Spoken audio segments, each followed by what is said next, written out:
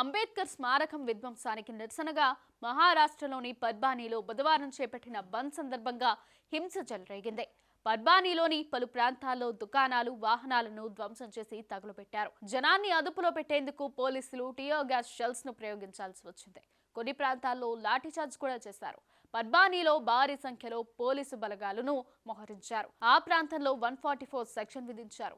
పర్బానీలోని అనుకుని ఉన్న బెంగోలీలో కూడా హింస చోటు చేసుకుంది. పోలీసులు తెలిపిన వివరాల ప్రకారం నిందితుడు సోపన్ దత్తారావు పవార్ మంగళవారం రైల్వే స్టేషన్ ఎదురుగా ఉన్న అంబేద్కర్ స్మారకం వద్ద రాజ్యాంగ ప్రతిరూపాన్ని పగలగొట్టేందుకు ప్రయత్నించాడు.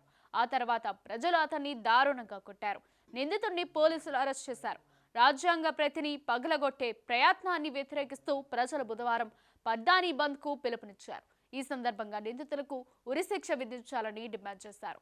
బంద్ సందర్భంగా హింస చెలరేగింది. ప్రజలు విధ్వంసానికి దిగారు. పలు నివాస భవనాలపై కూడా రాళ్ల దాడి జరిగింది.